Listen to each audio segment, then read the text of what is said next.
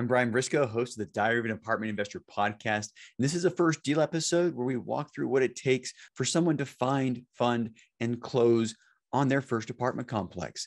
And if you're an aspiring investor yourself, you are probably trying to do exactly the same thing. So before we get to this episode, make sure you hit the subscribe button below and the little notification bell to make sure you get notified every single time we post a new episode. And now, enjoy the show. If you were to give advice to an aspiring investor, just starting out, trying to get into their first deal, what would that advice be? That advice would be twofold. One, I would say, try your best to house hack, especially for young people starting out. They're often living in cities, expensive cities, which would be good appreciation rates. I would say start there, house hack if you can, into a duplex or quad.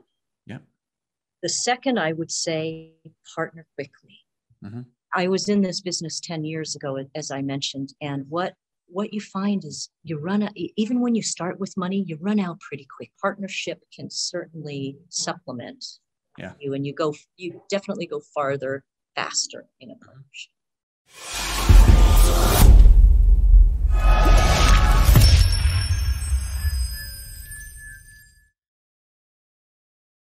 Welcome to the Diary of an Apartment Investor podcast. I'm your host, Brian Briscoe. Very excited for today's show. It's a first deal episode.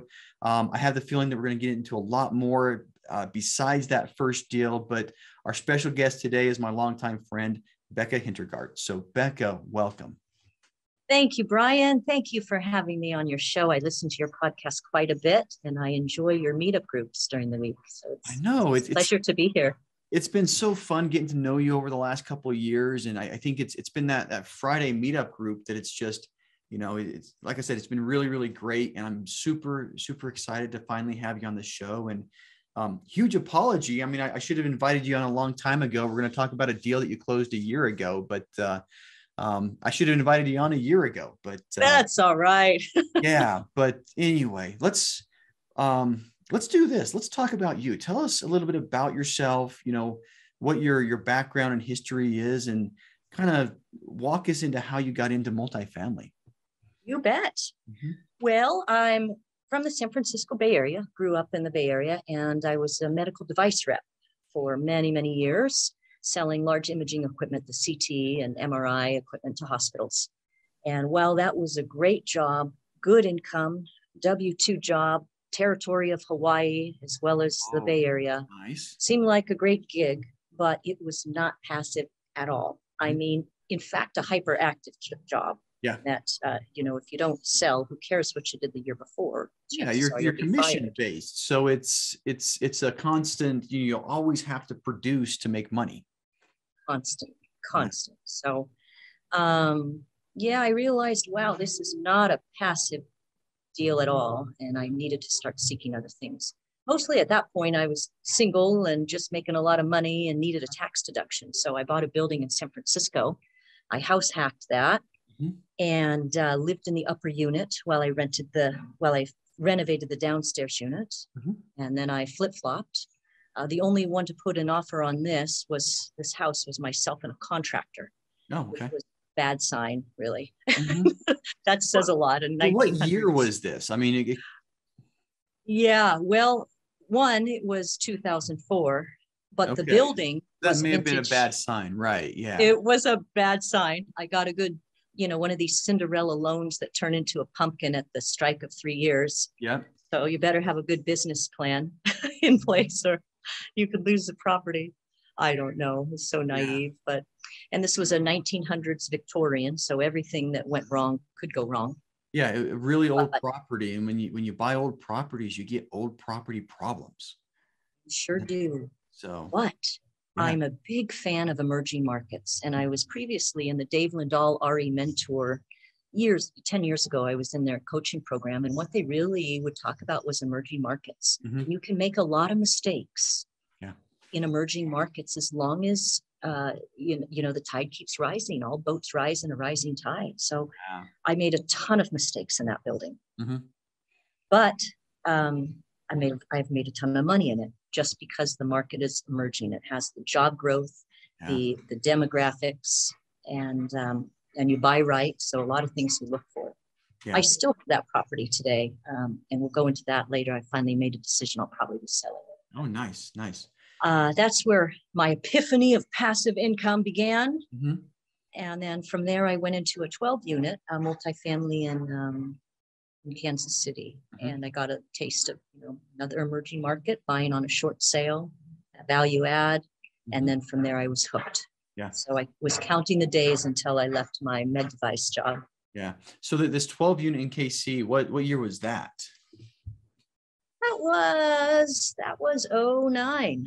Okay. Really good. 09. Yes. It was a good year. Oh man. I bought, we talked about this before recording. I bought a house in San Diego in 09. And the only thing I wish I would have done better was I wish I would have bought more. I looked at one, and to me at the time, that was a huge stretch. I thought $300,000 for a purchase price was ridiculous, but man, if I had 09 to live over again, yeah. I think the same thing. In fact, that property, I was on a women's multifamily meetup a couple months ago, and one of the gals on there was bidding on my exact same property. Really? And this just shows the trajectory. I got it for $250, sold for $300. I just kind of got out a little too soon. Yeah. It's now on the market for $950. Wow. It's a little 12-unit in Kansas City. And that was a path of progress play, speculative play, which was a great play as long as you're willing to wait out the timeline it takes. And I wasn't. Yeah. Yeah. And that's one of the things that I like about real estate is it's going to work. It just depends on your timeline, so every market has good things about it and bad things about it. And you made something in San Francisco work. And there's a lot of people who won't touch San Francisco because of, it's San Francisco, right? Everything. But, yeah, I mean, lots of reasons not to touch San Francisco. Lots of reasons.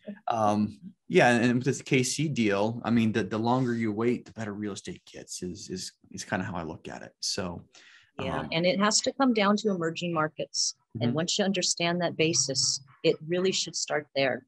Yeah. Job growth, population growth, landlord-friendly states, and is the trajectory up?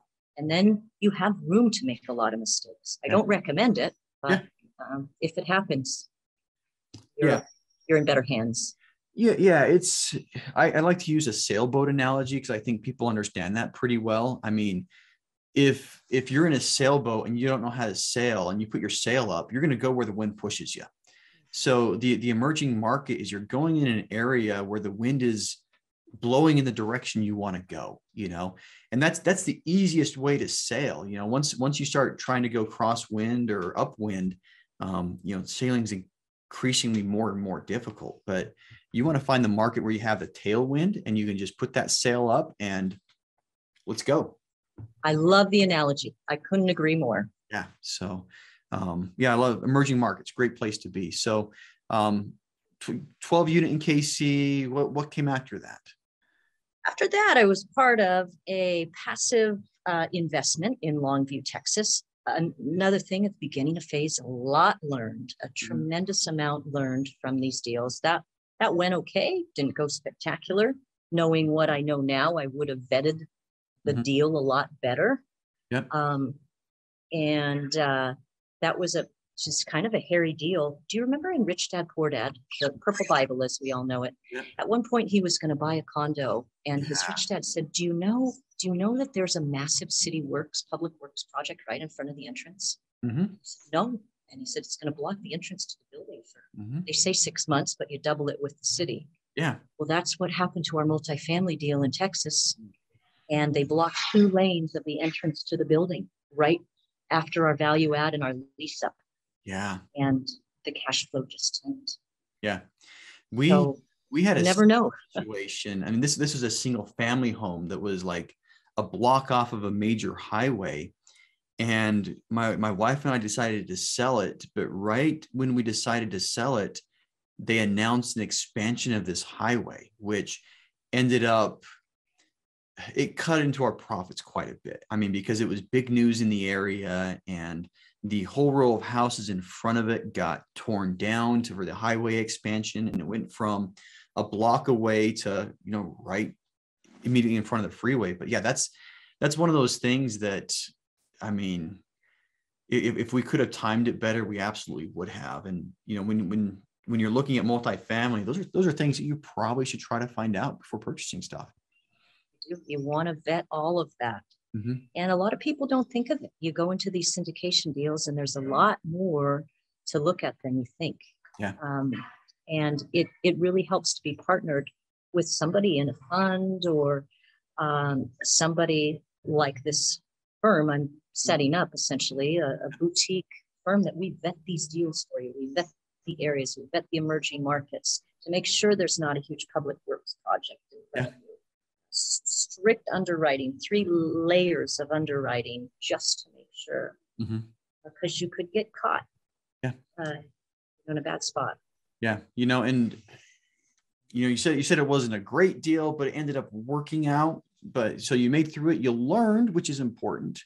I learned a tremendous amount. We didn't lose our shirt too much. This is what I love with multifamily. There's always still a property standing. Yep. You know, you don't lose everything like you do in a stock. In most cases.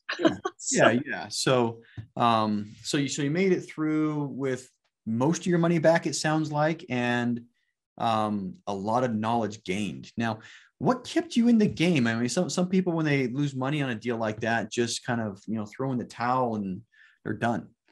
You know, that's a really good question. And thanks for asking that, because not a lot of people have asked me that, but it was something I really struggled with. And at that time I had 2 kids, 18 months apart, the Irish twins.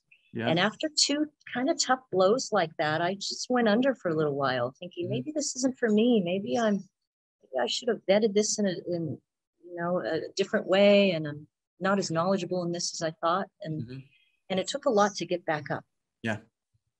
And I'm so glad I did, because I love this business. This is truly the way to lifestyle independence, passive income freedom. And it's just overcoming limiting beliefs. Yeah. And speaking of lifestyle independence, you know, I think if anybody's watching this on YouTube, you can kind of see where she's sitting. But for the people who are listening, where are you at right now? I am in Nosara, Costa Rica. It's a boutique surf and yoga hub. Yeah. In a blue zone of the world. And not sure if you're familiar with blue zones, but this is where the largest concentration of centenarians live, people that live to 100 years and beyond because of the healthy lifestyle. Yeah. I lived in Okinawa for a while, which at the time had, you know, it was probably top 1 or 2 or 3 for the number of centenarians, but you know, it's amazing. You know, you see 100-year-old ladies out in the farms working, and it's just, yeah. So sure do. Okinawa is another one. Costa Rica, Nosara, Costa Rica, Okinawa, and Sardinia, Italy. Yeah. And same thing here. You see 100-year-old women out in their yard with a machete whacking down the weeds. Yeah, it's crazy. You know, I mean, crazy in a good way. I want to be the 100-year-old man, you know, sitting on my porch watching my 100-year-old wife whack. I mean, I'm teasing, but that's terrible. I hope I love it. You could edit that part out. Okay. I think we'll keep that in. But I like it. That's fun. But so you're in Costa Rica, and why Costa Rica? I mean, oh God, that's such a good question. Yeah. It just became time. We were the pandemic. Our life in the Bay Area was a minimized version of everything we knew. Yeah. That the sports events had ended. Even when they opened up, it was coming in with a mask. Don't talk to anybody. Come in groups of 2 or 3, and we just said, you know, why stay here in a minimized version of what we know when we can move somewhere else in a tropical paradise and not know a minimized version? Yeah, absolutely. And if the finances work out, and thanks to real estate, it sure did, we are able to subsidize about 80% of our lifestyle here on passive income. Nice. From a couple LP deals I have, from still my San Francisco building, from a hotel conversion deal we could get into and talk about.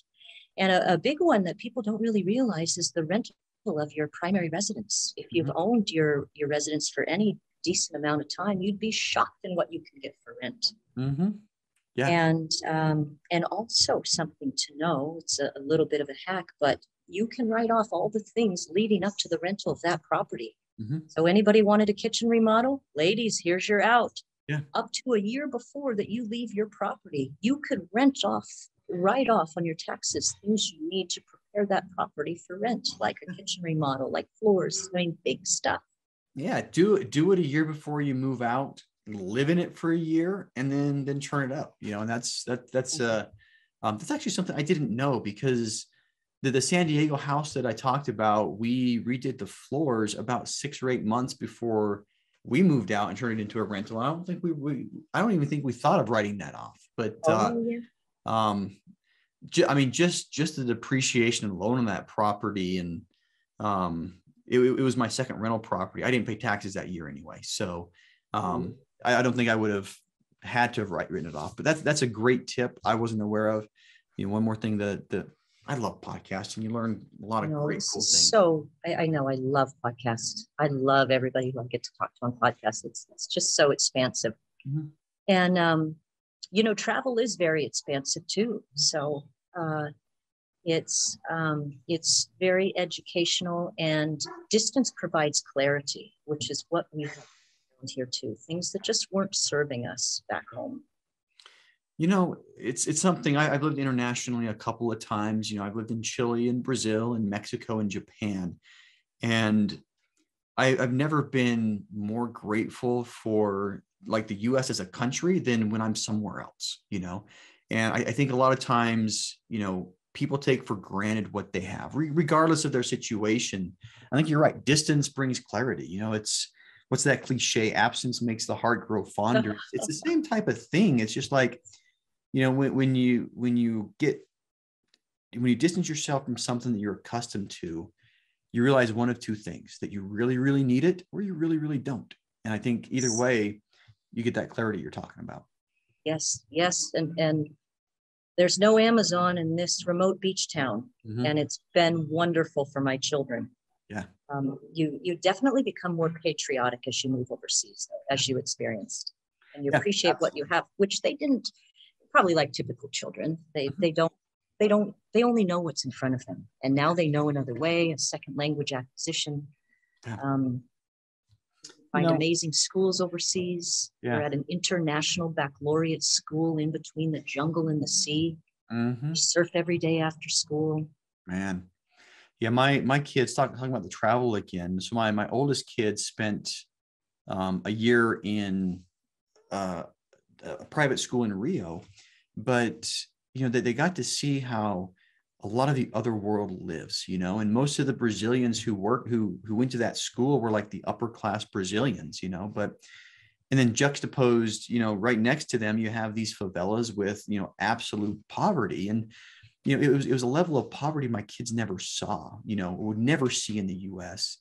And the disparity between the haves and have-nots, I've never seen such a stark contrast as I saw there. But yeah, it opens your eyes. And, like I said, for me, and you just mentioned the same thing, it makes you appreciate, what you have a lot more, and where we grew up. So it really does. And then for children and us too, it makes you start thinking of, well, how can I help?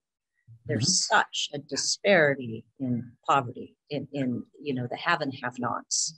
Yeah. So it gets your mind turning into what would make these people, what mm-hmm. would make their life a little better? What little thing can I make a difference to one person? Yeah, absolutely.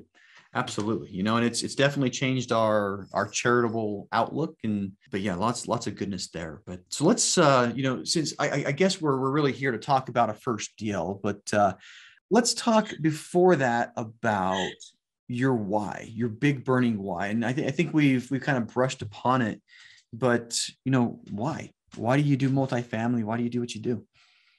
The ultimate goal is mm-hmm. passive income freedom. Mm-hmm. To not have to work as I worked in med device sales. It's mm-hmm. my husband. We met in that industry. We're both med device sales reps. To have location independence. Mm-hmm. I want to wake up every day and decide I want to do what I want to do. Yeah. I don't want to, report to an office talking about things I don't want to talk about with people I kind of would rather not be in. So that's one. Just the freedom that real estate brings, the location independence that it brings. And second is the ability to give back, and also to show my children that women can be entrepreneurs. You can do this. And you don't need to sign up for the 9 to 5. Speaking of location independence, I got a cat that's love it. Independent, right now. But my wife and kids are visiting her parents right now, and so the cat's coming to me. But I should bring my 2 cats here and just join the party. This is what to never do: is move over your 2 cats to a third world country. Jeez. And man, it's you'll edit this out too, right? we did do one international move with a pet, but another international move that we went on, we dropped our dog off with our in-laws, and it was just like it was too much. I mean, we knew the hassle of going internationally with pets, but anyway, so I love your why, and I think you're living you're starting to get to live the type of freedom that you're looking for, and hopefully a lot of people who are listening, that's an inspiration for them. I think earlier you said 80% of your lifestyle is completely funded by your passive income, so you got a taste of that, and now it's just let's move that 80 to 100. And that's right. I'm working on the other 20%. Yeah, and this is good because I don't want to, follow anybody that has it all figured out. I kind of want to, we're on this journey together. Yeah. Everybody wants to kind of blaze their own trails, and I think that's, you learn more that way. And I mean, I'm happy to stand on the shoulder of giants, as people say, but at the same time, I still want to, grab that machete and start whacking, the vines and the branches in the jungles. But let's talk about the deal that we actually came here to talk about. It was a hotel conversion in was it Phoenix? It is a hotel conversion in Sierra Vista, Arizona. Is that the Phoenix area? It's about 15-20 miles from the border. Okay. All right. Yeah. Cool. So let's talk a little bit about that one. I mean, hotel conversion. Tell us about, why the hotel conversion at this particular time. Okay. Well, when we started looking at this deal, it was the hotel apocalypse. It was the pandemic, 2020. And these small hotels were really struggling. Small brands like Quality Inn, Days Inn, these are mom and pop operators. So they were having a real hard time. And we came across this deal. It's 100-unit Quality Inn that we're taking down to 65 multifamily units, 31 one-bedrooms, 31 studios, and the remaining two bedrooms because they were suites. All right. But these hotel owners were hemorrhaging badly. And just the hotel market, the small hotel market was struggling tremendously before this. Airbnb has given them a run for their money. Yeah. So the pandemic has just tanked a lot of them. Yeah.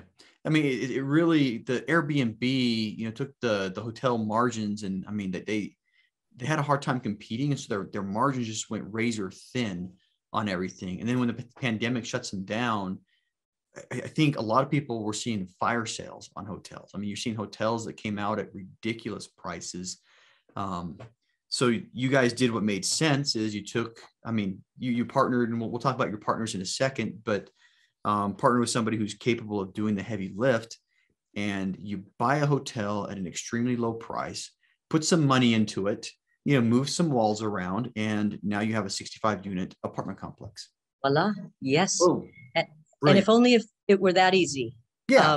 But yes, that's exactly what we did. And then you can get them at such a great price. We got this deal 30 cents on the dollar. So at a 70% discount. Nice. Something to know with hotels, there's tremendous landmines. So you must be partnered with an experienced operator, a heavy lift operator, as we were in this case with Bakerson.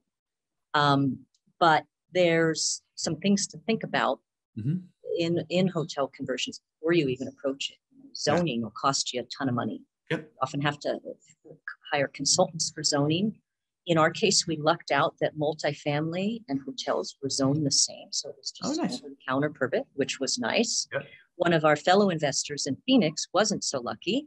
He's had to rezone his hotel there. Mm-hmm. And the Phoenix, they said, the city of Phoenix said, I think we want you to put in a new road while you're doing that. And that will be $500,000. Hope you underwrote that into your deal.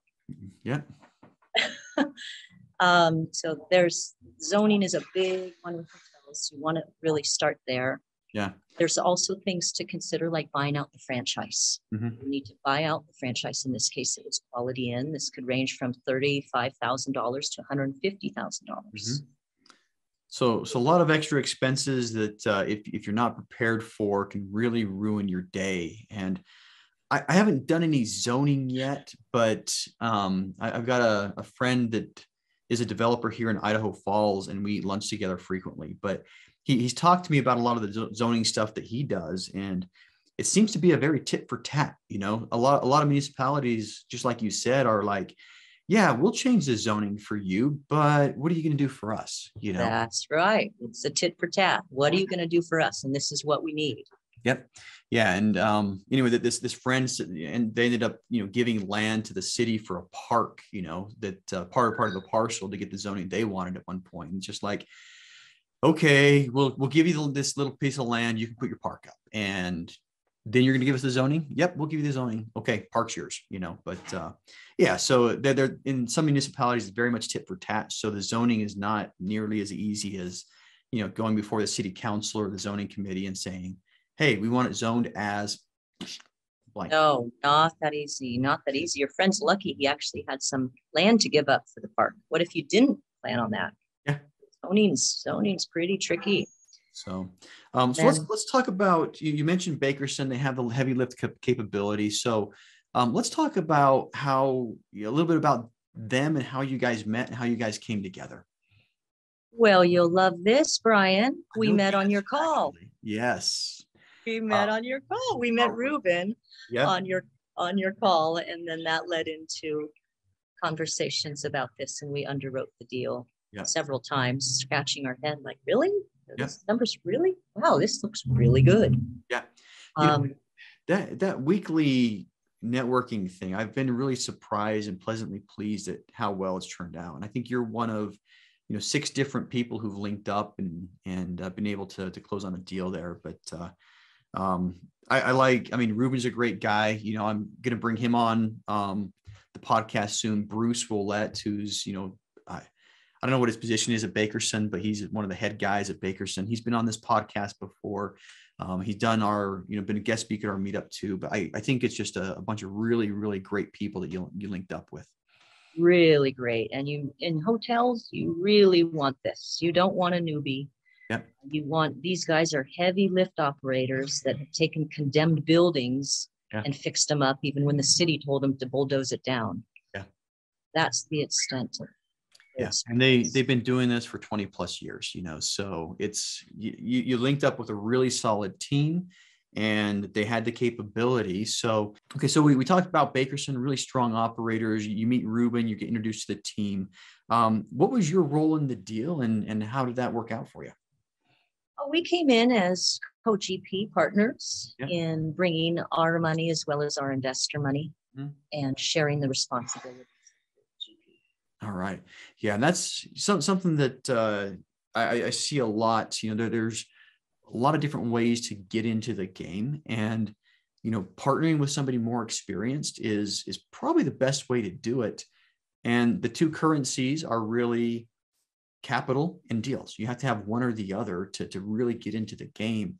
And obviously there's some SEC considerations and some broker dealer laws that you got to navigate. So I'm glad you mentioned that. Your co-GPs, you brought your capital, you brought investor capital, and you're part of the management team. So, which puts you in the clear zone, completely green as far as, SEC goes. So that's right.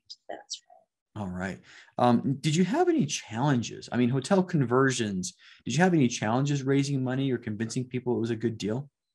Oh, very much so. Mm-hmm. Hotels conversions, period, are very challenging. Yeah. Not only in the things to underwrite and plan for, like putting in new fire hydrants and dedicated water lines, to reframing windows. On the second story in hotels, the windows often are floor-to-ceiling windows that don't open up because it's like, well, it's a hotel. You have to, knock those out and counterintuitively reframe a window even smaller. So lots of things on the rehab. On the capital raise, it was very challenging because it was somewhat new to people.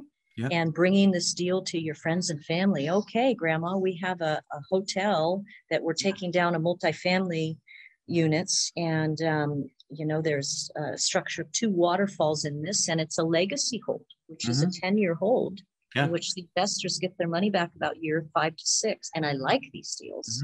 You're not always flipping multifamily, so to speak, but you're in it for 10 years for a cash flow gain. All your money's returned at the 5 or 6 year mark. And then it's just mailbox money. But this was very hard for our investors to get their head around. Like, wait, hotel. Okay, wait, no, it's a hotel, and then it's a multifamily, and it's in a tertiary market, and I'm gonna get my money back, but then I'm still in the deal. So it was a case of a confused mind says no. It's definitely out of the normal syndications that everybody sees. I think 8 out of 10 syndications, and I'm on dozens of different syndicators investors lists, but most of them I see are value add 3 to 5 year hold, and the only real variable is, are they going to put a refinance in it or not? And it's just that's easy. It may not be easy if it's the first time you've seen it, but that's what most people are offering. And so when you come out with something that's, wait, your hotel 2 multifamily, 10-year hold, what? Yeah. So I understand that. Though on a different level, I think, risk adjusted, the 10-year hold is a lot more attractive if you're looking at risk adjusted returns versus, the big, quick, the fast turns and the, cash out really quick type scheme. So not absolutely, but business plan. Right. And also, you need to do something like that. You need to get the property at such a good deal and have such a lot of money left in the deal. Like most syndicators have to either refi or sell at the 3 to 5 year mark to pay all the investors back. They can't refi, give them their money back, and then hang on to the property for the long haul and still have the numbers work. Unless you buy it dirt cheap like we did here, 30 cents on the dollar. So nice. How's it gone so far? You guys closed about 2 years ago. How far into the conversion are you? And what roadblocks you guys hit? Oh boy. Well, the plan is going great. There's been always a lot of surprises, and the heavier lift that you get into, the more surprises. We went rounds and rounds with the city and the dedicated water line and the fire hydrant that they wanted us to put in. The electrical, we had to update more electrical to accommodate the kitchen. Counterintuitively, you would think that hotels would have fire sprinklers, but they actually don't. Because there's no kitchen. So we had to run fire sprinklers throughout the whole building to the cost of about $185,000. And something that a lot of people don't realize is it may seem like it's a really simple deal. It's like, okay, it's pretty much a studio apartment right now. It's a hotel room, but when you do a certain amount of work, you're no longer grandfathered with all the city codes. So all these codes that have come along since the building was built, maybe the fire lines was one of them, but you now have to update the entire building. So if you start opening walls and start updating electric on one unit, you trip the line to where now you're pulling permits, and now the city or the county or whoever comes in is looking at it and saying, hey, congratulations, you got to bring the whole building up to code now. Boom. That's right. Yeah. That's right. This one we closed on way at the end of 2020. So it's really about 2021, I'd say. So about a year. Okay. Yeah, we had to wait for the permits. But it's a long haul with these hotels. There's a lot to do. But these deals are so fun. There's so many moving parts, and I love these heavy lifts. Yeah. And there's not a lot of operators that do this. Yeah. I think it takes a certain type of operator. I mean, we do light value adds, compared to this one, and, we're doing floors, we're doing countertops, we're doing, paint, and, occasionally, we'll move a wall here or there, but, compared to a hotel conversion, I mean, we're doing light value adds, and, we got some properties that we're putting 10, 15K in per unit, but nothing like the hotel conversion. So yeah, forget about moving walls. How about knocking down 65 walls? Yeah, I know. Yeah, it just blows my mind. Yeah, going from, and then all the doors, you rearrange all the doors. Okay, this was a bathroom door. Should we make it a bedroom door? Yeah, and you're putting in kitchens. I mean, most hotel rooms don't have kitchens, so you're probably putting in, let me see, 31 one bedroom, 31 studios. You're probably putting in somewhere around 60 kitchens, and so that's plumbing lines being moved around or added or whatever. So there's a lot going on there that I think most multifamily operators are never going to touch. I haven't moved a kitchen yet. We've moved water lines to move washer and dryers, and that's a significant expense by itself. But anyway, so I think it's a great plan. Now when do you guys plan on having units online and rentable? We're probably about 6 months away, I would say. We do have some units still, people still living there, believe it or not. There are people that just like to have their beds made and their towels washed for them that actually live in hotels. That so we probably have some stragglers there. We had 6 initially. I think we have 3 or 4 left. Yeah. That is nice to, I mean, you are getting at least some income to offset, the all the expenses. And I'm sure you guys planned for all the expenses pretty well, but that little bit of income, will definitely help a little. So it's been a great deal, Brian. It's been a great deal, but I'm still a multifamily girl at the end of the day. I love the cash flows that multifamily brings. Yeah. Hotel conversions aren't particularly my specialty, but this was such a home run of a deal we couldn't resist. Yeah. Well, let's talk about, what's next for you. What's on your radar? What's on your vision board, so to speak? Well, I believe I will soon be starting a fund, and with the idea of having a boutique real estate firm, in which we heavily vet with 3 layers of underwriting deals from experienced operators on the ground. I like more Bakersons surrounding me, boys that live right there in the market that are, they know their stuff. And in this fund, I would like to model somewhat of my experiences in that I think you have to have not just all multifamily deals. You have to have what I call the 3 building blocks. You want a good appreciation play, something like my San Francisco building, for example. This is great for people who live in these expensive markets, New York, Chicago, San Francisco. These are not cash flow markets at all, at least not for quite a while. Yeah. But these are what I call the Rip Van Winkle markets. These are the set it and forget it. These are the fall asleep for 10 years and make $1 million market, like your San Diego property. Yeah. It's important to have one of those in your portfolio. It's also important to have the cash flow from multifamily, which we love, and the tax advantages, which we love. I also feel it's important to have a great velocity of money, to have some quick deals, some double your money deals that I'm finding in Costa Rica. Yeah.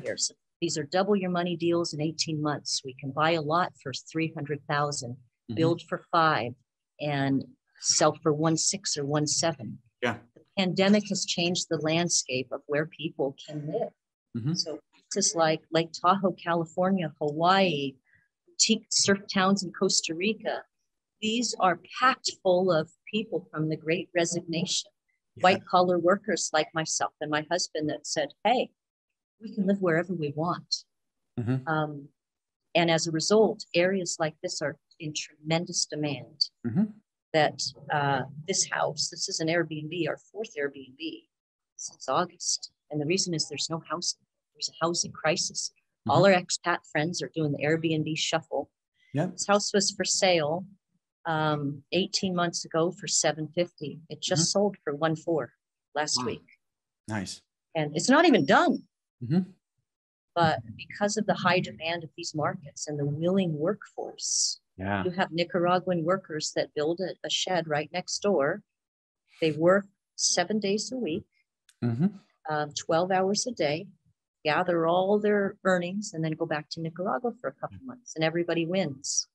But and I've actually spent time in Nicaragua, and wow, I mean the difference between Nicaragua and Costa Rica is it's a pretty stark contrast as well. It's not quite the Rio haves nots contrast, but I mean Nicaraguan workers, there's not a whole lot there in the economy, so a lot of them are doing exactly that. They're going across the borders to Panama. They're going across the borders to Costa Rica, which benefits Costa Rica because of the cheap labor, and it benefits Nicaragua because they're sending money home to their families, so everybody wins. Yeah.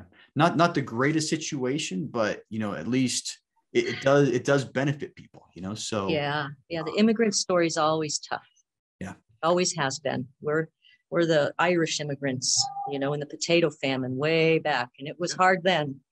And most immigrants, what I like about immigrants is most immigrants go to a new place to find a better life, and they're hard workers, and so I think you see that just about everywhere where, Nicaraguans going to Costa Rica, and they're looking to work to make more money and to create a better life for themselves. So I think it's a healthy dynamic overall. I mean, I don't like to see, countries like Nicaragua struggle, but it happens, but it's nice that they have an out though. Yeah. That as they struggle, they have a neighbor that's prospering, and they can go still have their family in Nicaragua, keep the kids in school, everything's stable, and the men come here and work. Yeah, absolutely. Anyway, don't want to get into that political stuff, but that's what my job was for many, many years in the Marine Corps. But so I'm going to go back to those 3 building blocks, and I really, really like how you laid those out. You have to have your appreciation plays, you have to have your cash flow plays, and you have to have those double your money in a couple of years plays. And I think, if you build a fund in a portfolio that has a little bit of each, that's real diversification. Number one. And number two, your risk adjusted returns are going to be much higher on that one, because you're going to have the best of everything, and it doesn't really matter what the economy does. Your appreciation plays, might not work so well for a couple of years, but your cash flow plays might be the gem of, or the belle of the ball. So I think the diversification there, I think it's well thought out. And like I said, like I told you before we started the podcast, I think I'm going to steal that and bring it, call it my own. Right ahead. Call it your own. You go right ahead. And then you can point back to this podcast and say, Brian stole it from me. And I'll be, I did. But I'll give it to you. How about that?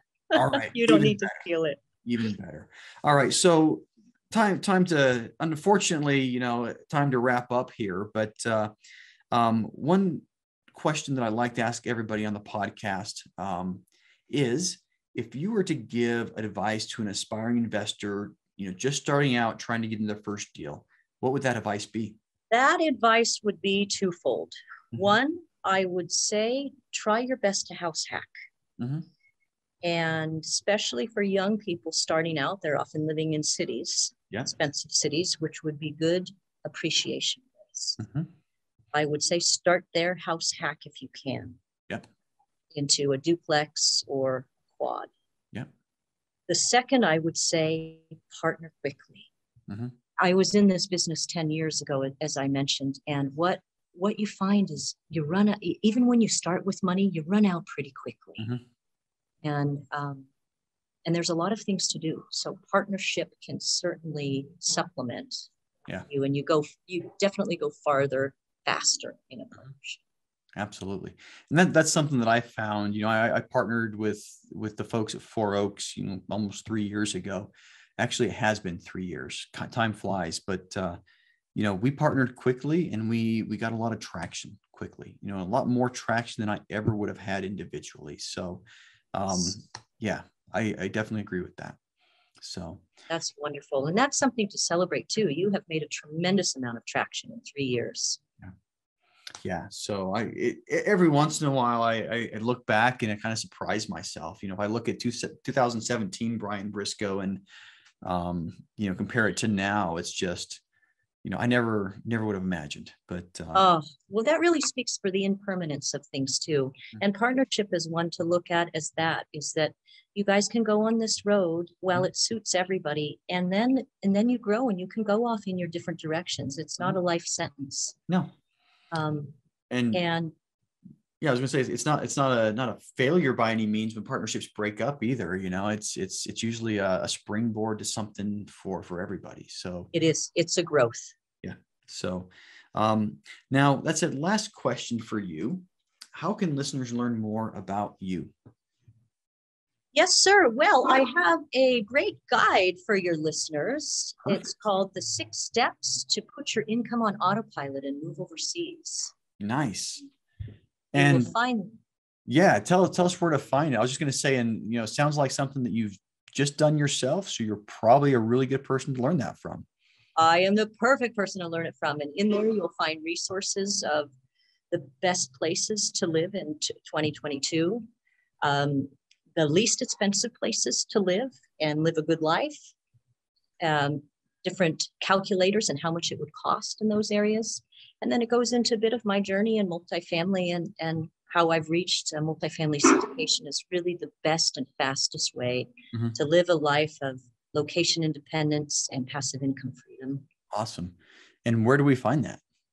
You will find that at hintinvestments.com. That's hint, HINT. Investments with an S at the end, .com. All right. Hint Investments as in Hintergardt, but hintinvestments.com. Got it. So we're going to put a link to that in the show notes, make sure everybody has access to it. And if that guide's something you're interested in, head to hintinvestments.com and pick yourself up a copy. That said, Becca, thank you so much for coming on the show today. This was a lot of fun. And, one of these days, I'm going to have to, just plop into Costa Rica and come say hello. Come into Costa Rica and come surfing with us, Brian. It's been a pleasure. Thank you for having me on your show. And it's such an honor to be in your Friday groups. I really love it. So we've been long overdue for this. We called it surfing here, but what did you call it before the show? Oh, my kids are taking surf lessons. Yeah. My husband and I were taking wipeout lessons. Wipeout lessons. There we go. There we go. It sounds like me starting to ski, and whatnot. But I'll be happy to come out and take some wipeout lessons with you guys, because that's probably the level I'll be at. Anyway, you'll be in good company. Awesome. Well, thanks again, and we'll talk soon. Thank you, Brian. Hey, if you like that episode, make sure you hit that subscribe button. But more importantly, if you haven't joined our multifamily educational community, the Tribe of Titans, yet, you are missing out. So get yourself 30 days free by clicking the link below in the description, or go to thetribeoftitans.info, and we'll see you there.